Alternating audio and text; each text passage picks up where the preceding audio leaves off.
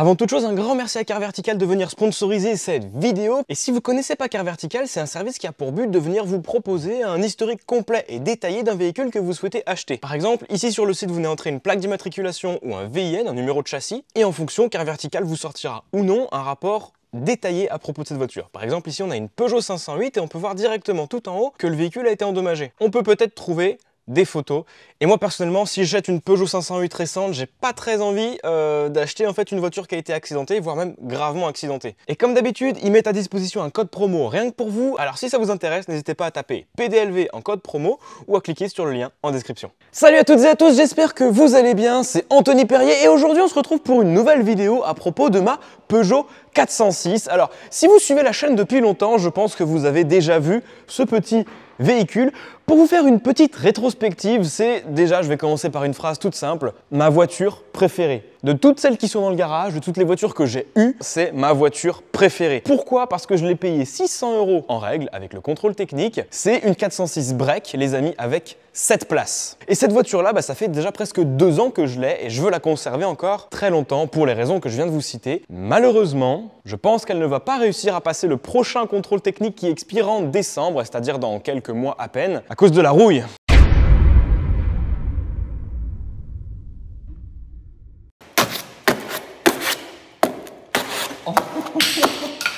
Ah, il y a le tien qui est tombé. Ouais.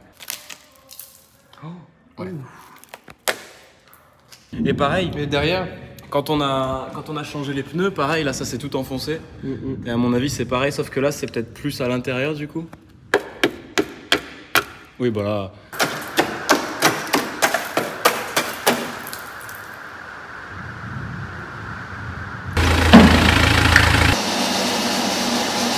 Ok les copains, vous voyez maintenant la voiture est sur le pont, on a retiré les roues, on a retiré les garde-boue. Venez voir un petit peu, voilà du coup à quoi ressemble l'avant, parce que je crois que dans cette vidéo-là, vous l'avez jamais vu, regarde, approche-toi un petit peu, montre-nous un petit peu l'étendue des dégâts. Ouais, ça c'est l'aile, enfin c'est le bas de caisse de la voiture, hein, genre je suis pas censé mettre ma main jusque là, je vais arrêter parce que je vais me couper. Et un jour quand j'ai voulu lever la voiture par là, et le patin il est monté, j'ai fait c'est bizarre. Et j'ai arraché la peinture et j'ai vu ça. Et à mon avis, ça c'est pas normal, ça c'est pas normal. Ça l'est pas non plus, ça non plus, ça non plus. Je pense que c'est jusque là qu'il va falloir couper. J'ai acheté aussi du convertisseur de rouille, donc le but ça va être de tout mettre à nu, mettre à balle de convertisseur de rouille dessus pour éviter l'étendue de dégâts, parce que là le but c'est juste de passer le contrôle technique cette année, pour plus tard on verra, si j'arrive à faire un truc qui tient, tant mieux, si ça tient pas, tant pis. Et du coup, pour récupérer les pièces, là-bas, je sais pas si vous voyez, on a une 206 noire avec un moteur devant. Donc le but, c'est de toute façon, la caisse de la 206 noire, elle est morte. C'est pour ça on l'a récupérée pour pièces pour le moteur. Donc on va récupérer de la tôle dessus de même épaisseur qu'ici. Et puis on va venir ressouder de la tôle de 206 sur la 406. Mais ça, c'est pas foufou. Donc là, dans l'idée, il faut tout éclater.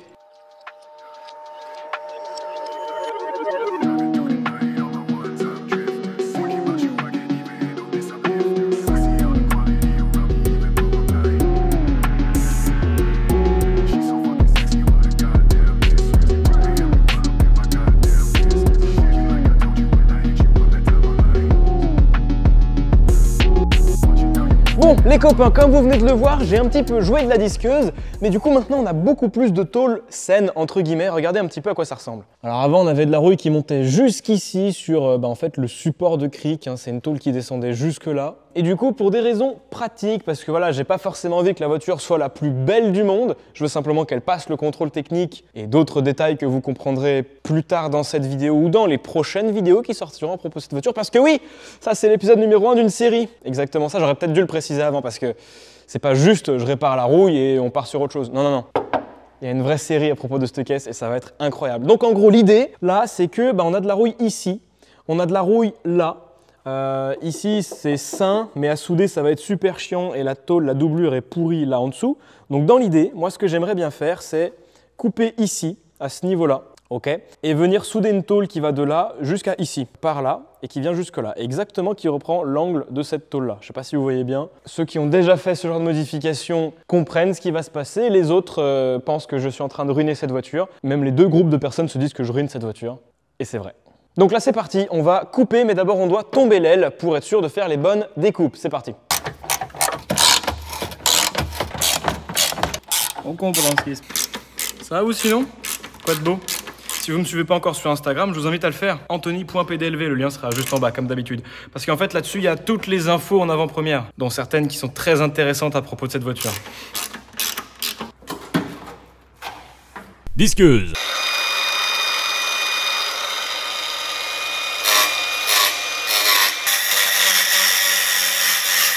C'est pas mal, là. Ah, si. Bonsoir. Ah.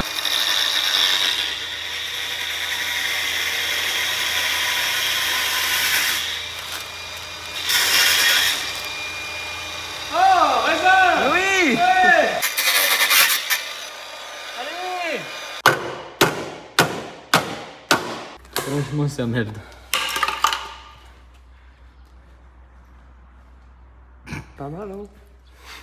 C'est bien, hein? Ouais, heureusement qu'elle va aller dans les champs. Allez. Et forcément, une fois que tout était découpé, eh ben, il fallait nécessairement tout remplacer, tout nettoyer. Et voici donc comment ça s'est passé.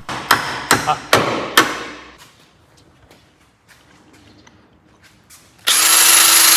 Oh. Qui veut faire l'amour avec moi? J'ai envie de mourir. Allez!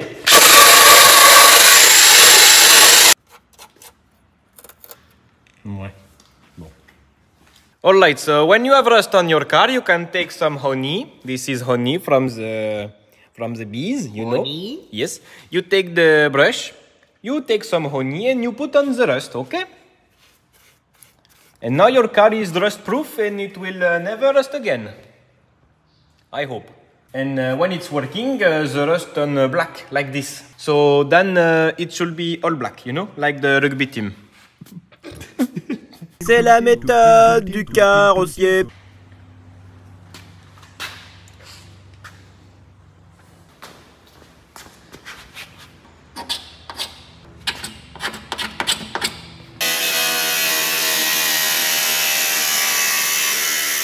Une autre méthode de carrossier.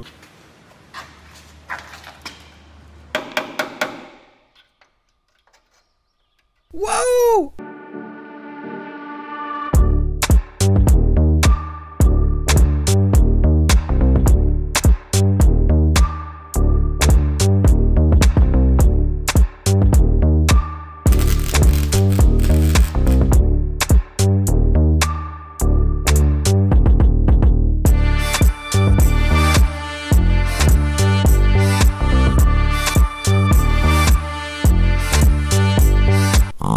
Et ben voilà, première tôle soudée. Là maintenant il reste plus qu'à mettre un coup de flap sur toutes ces soudures qui sont bien pénétrantes, pardon.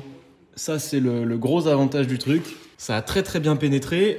Par contre l'inconvénient c'est que c'est super moche et donc du coup il faut tout meuler. Mais du coup là ça a bien pris la forme comme prévu. Là aussi on a bien gardé le petit arrondi d'origine. Donc je suis super content. Franchement, ça tue.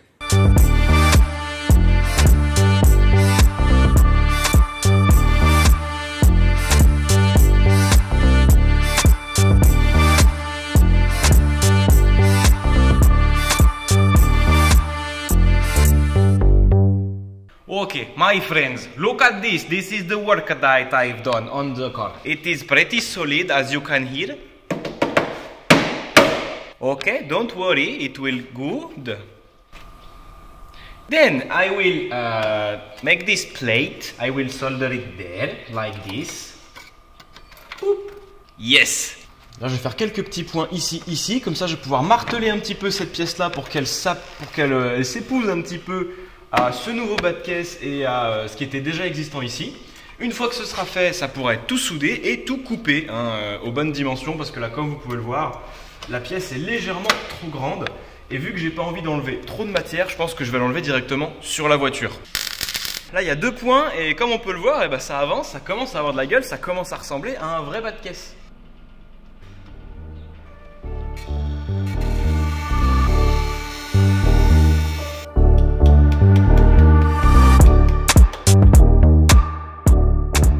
Les amis, juste pour vous prévenir que cette petite vidéo est sponsorisée par Mesplaques.fr. Et alors si vous ne les connaissez pas, laissez-moi vous parler un tout petit peu d'eux, je suis sûr que ça peut vous intéresser. Mesplaques.fr, c'est un site internet qui vous permet de configurer des plaques d'immatriculation 100% personnalisables. Et quand je dis 100% personnalisables, vraiment c'est pas une façon de parler, vous pouvez les personnaliser de manière illimitée. Vous l'imaginez? Vous pouvez le faire avec Mesplaques.fr. Admettons tout simple, les fameuses plaques à bord noir, c'est tout à fait possible à 100%, surtout si vous allez un petit peu dans l'onglet que vous fouillez sponsorisé ou partenariat, vous avez PDLV, ce qui vous permet d'avoir des plaques comme ceci, avec le petit logo PDLV sur la gauche, les bords noirs, et ça fait vraiment quelque chose de très esthétique. Par contre, attention, les plaques comme ça ne sont pas homologuées, mais ce qui est très bien avec Mesplaques.fr, c'est qu'ils vous disent quand la plaque est homologuée ou quand elle ne l'est pas. Et au moins, ça peut vous éviter quelques petits problèmes avec la maréchaussée, et ça, c'est pas plus mal. Le fait qu'elle soit 100% personnalisable vous permet également de fabriquer des petits cache-plaques, comme celui qui est sur la 206 RC juste derrière moi, ou des cache-plaques comme ceci. Et ce qui est super cool chez Mesplaques.fr, c'est qu'ils peuvent également vous fournir des petites ventouses de ce genre-là, qui viennent se fixer directement sur vos plaques d'immatriculation d'origine et qui vous permettent ensuite de glisser en à peine 1,5 seconde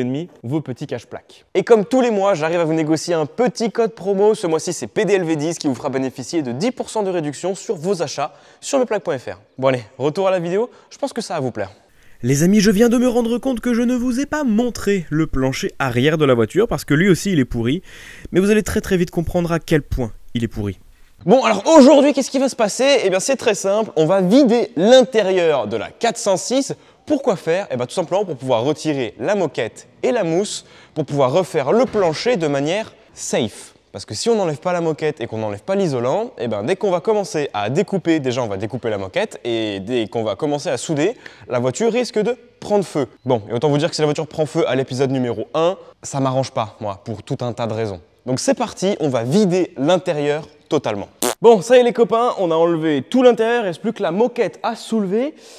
Et je crois que j'ai compris d'où venait le vrai problème d'humidité dans la voiture. Voilà, donc ça c'est la moquette qui est sous les sièges arrière, enfin plutôt sous les pieds du passager arrière. Là on comprend où est le problème.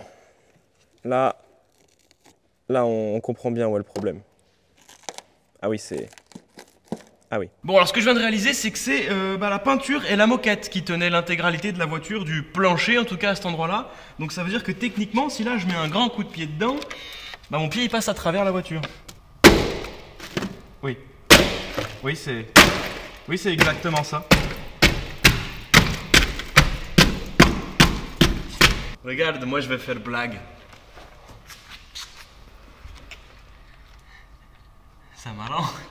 Franchement, c'est pas le truc qui m'inquiète le plus, ça. Parce que là, il va juste falloir couper à peu près la bonne forme, faire un patch à peu près de la bonne forme avec le toit de 206SW qu'on a juste là-bas. Le souder par-dessous directement sur la tôle de la voiture.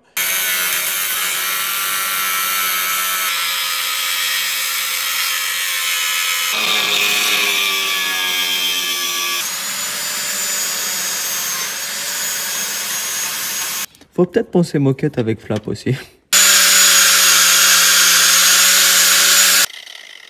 Ça marche pas. C'était une idée de merde, ça pue, il y a plein de poussière dans la voiture, stagiaire de merde! Tu vas pas me payer du coup ce mois-ci? Non.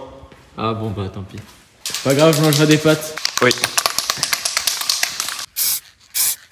Voilà, plus de rouille. Franchement, pastèque hein. Bon, alors les copains, maintenant que le plancher a été découpé et ébavuré comme vous venez de le voir, il est maintenant temps de faire un petit patron, qui est d'ailleurs là-bas, je reviens tout de suite. Un petit patron de la pièce à découper dans notre fameux toit de 206 SW qui est juste ici. Donc là, tout a été ébavuré et mis à nu, et déjà ici, je me suis rendu compte que la tôle était un peu plus fine parce que la rouille avait déjà attaqué un petit peu plus loin que ce que je pensais. Donc il va falloir couper un peu plus loin ici. C'est pour ça que j'ai fait ici cette petite encoche. Et là, on arrive du coup sur une pièce qui ressemble à peu près à ça.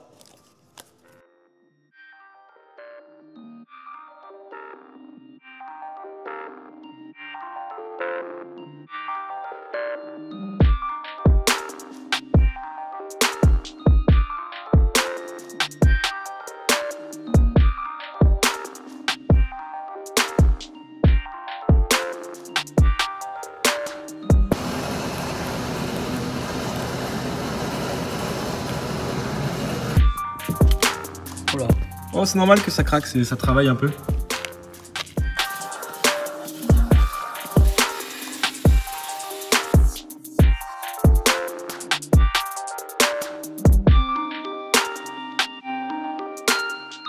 Impeccable. Il y a un trou. Ouais, mais c'est pas grave. Juste ici. Non, c'est pas grave. Il y a un trou. Pas trop. Bon, et ben les copains, ça y est. On va maintenant commencer la dernière étape de restauration de la rouille de cette petite 406. Et ça se passe juste ici. Une fois qu'on a vraiment du visu sur ce qui se passe, on s'aperçoit qu'en fait, il y a deux vrais problèmes. Il y en a un qui se situe ici. Et puis je peux vous le montrer très facilement en enlevant les petits morceaux de cette voiture-là que je prends sur la gueule. Ça vient jusque là. Voilà. Et ça s'arrête ici. Et deuxième chose qui est un peu plus importante, c'est ici, on a eu tout simplement quelqu'un qui a mal levé la voiture avec un cric. Donc ça a tordu toute cette pièce-là et ça s'est enfoncé ici. Ça a l'air relativement sain. Non. Ah non, ça va, c'est de la surface, je crois. Non. C'est quoi de la surface? Là c'est pas sain. Hein. Mais là, derrière, c'est tout mort. Hein. Ça pourrait être bien de démonter ce bras, mais ça a l'air vachement grippé. Je sais pas si j'ai envie de perdre 8 ans. Et tu sais que là, juste je le redresse comme ça, je mets un max de choucroute, je repeins en noir et je suis sûr que ça passe au contrôle. Enfin, tu sais, le contrôle qui regarde pas trop. Je suis sûr que ça passe. Après, c'est pas le but. Le but, c'est de rendre la voiture safe quand même, tu vois. Et puis le truc, c'est que si on le répare pas, la roue, elle va prendre là, et puis là, et puis là. Et puis la voiture sera morte, quoi. Je pense qu'il faut couper là.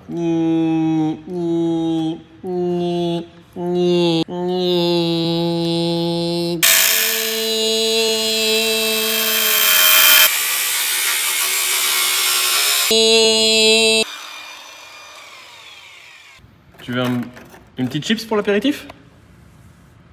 Oui. Ah ouais, bah c'est pourri comme devant, tout pareil, hein. Putain, grosse merde. Oh là là là là, j'en ai marre, je fais que ça, découper la 406, bordel, mais elle va finir à la benne, elle est pourrie. Comme pour le bas de caisse avant, finalement je suis obligé d'ouvrir beaucoup plus large, beaucoup plus haut à l'arrière pour découvrir ceci. C'est donc toi le fautif, c'est de la tôle qui est super épaisse, c'est le renfort de cric quoi, vraiment qui est baisé. Donc la théorie est bien bonne du fait que quelqu'un a mal mis son cric et hop, ça a fini par pourrir le support de cric. C'est dommage. Je vous passe les détails, finalement c'est comme tout le reste, on ressoude la caisse avec des tôles. Pareil, tout pareil. Waouh! Je sais pas si vous vous rendez compte, mais en vrai, c'est des heures et des heures et des heures et des heures de soudage, de ponçage, de meulage. Je suis exténué. Depuis les derniers plans de coupe que vous avez vus, il s'est écoulé genre je sais pas, une bonne grosse heure. Et c'est encore loin d'être fini.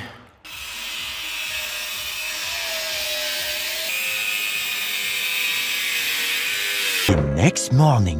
Bon, les copains, ça y est, normalement, c'est le dernier jour des réparations de ces bas de caisse de la 406. Ça se passe surtout ici à l'arrière de la voiture où c'était, rappelez-vous, tout bouffé ici, c'était tout troué, tout dégueulasse. Donc ici, j'ai refait une petite tôle. Et oui, j'ai tout bourré de silica parce que ça, c'est du provisoire. Ça va encore être amené à bouger un petit peu avec le temps. De toute façon, je pense que vous avez globalement compris ce qui va se passer sur la voiture dans les épisodes à venir. Donc moi, je suis hyper excité de vous proposer ça. Je vais pas le dire à voix haute parce que s'il y en a qui n'ont pas compris, restez dans l'ignorance, c'est très bien. Vous allez voir, la surprise sera encore meilleure. Le bas de caisse ici, c'est fait également. Ça, je crois qu'on l'a pas du tout filmé parce que c'était globalement exactement comme à l'avant, c'est-à-dire découpe. On vire ce qui est rouillé, on vire ce qui est pourri, on met des nouvelles tôles, on les soude, on les protège et on referme le tout. Donc c'est ce qu'on a fait ici. On a également fait le plancher. Juste là en dessous, je sais pas si vous allez le voir correctement, mais là c'est plein d'anti-gravillons, donc je pense que ça je vais plus y toucher. On dit que ça c'est terminé. Et c'est super costaud. Et évidemment, la partie avant que vous avez déjà vu, que je vous ai détaillé et qui, je trouve, était super sympa à faire parce qu'on a des tôles dans tous les sens que j'ai dû former aux bonnes formes, etc. Donc là maintenant, ce qu'on va faire, c'est application d'un mastic pour venir redonner une ligne à peu près droite, à peu près lisse à la voiture parce que forcément, vu que c'est une tôle qui est relativement fine, avec la chaleur de la soudure, c'est venu se dilater un petit peu, on a des petites vagues, etc. Donc là, petit mastic pour lisser le tout. Ensuite, couche d'après. Ensuite, anti-gravillon pour la partie basse et je pense cette partie-là qui va prendre des gravillons obligatoirement. Et ensuite, peinture. Pour la peinture, j'ai la teinte disponible en stock. Je vais utiliser une peinture en bombe que j'ai dans le coin juste pour passer le contrôle technique puisque très bientôt, la voiture ne sera plus forcément de cette teinte-là. J'en dis pas plus, ça reste l'épisode numéro 1 de la série et moi je vais vous mettre l'eau à la bouche, donc c'est tout ce que je vais vous dire pour l'instant. Allez, c'est parti, mastic. Je vais en prendre un petit peu, je vais en foutre sur cette raclette là. Niveau quantité, je sais pas. Ensuite, je prends le durcisseur. Niveau quantité de durcisseur, je sais pas, genre comme ça. Voilà. Ensuite, on commence à mélanger. Il faut que ce soit tout rose, ce qui indique que le mélange est mélangé. Donc je veux pas le voir en commentaire. Eh, c'est pas ton métier, c'est nul ce que tu fais. Je sais, mais au moins je le fais. Allez, maintenant que le mastic est plus ou moins prêt, on vient ici et on en fout un peu partout. Alors là, ça va, je me suis pas trop chié non plus dans la soudure. C'est quand même, ça va, c'est honnête quoi.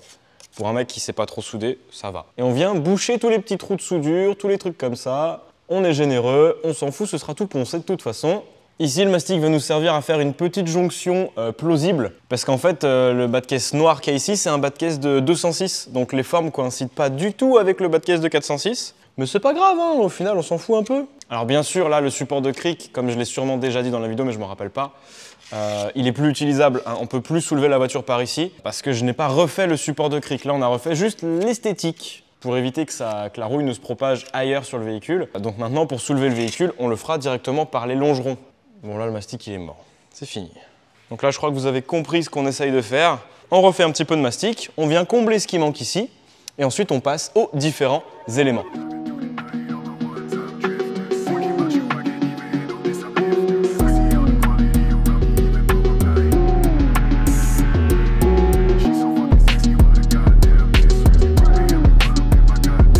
Papi.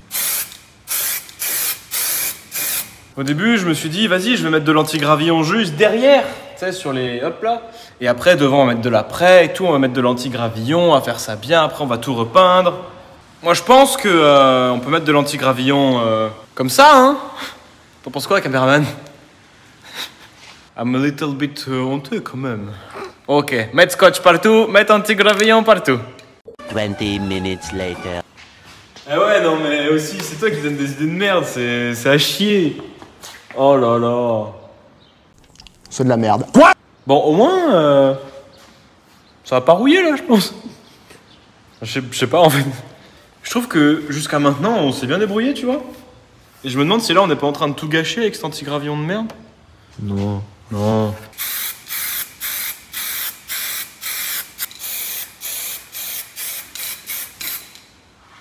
Ce que vous devez savoir, c'est qu'il y a des carrossiers, enfin j'ai contacté des copains qui sont carrossiers, je leur ai demandé conseil, et là je suis en train de faire l'exact opposé de ce qu'ils m'ont dit. C'est ça qui m'emmerde aussi. Mais bon, au moins on rigole bien.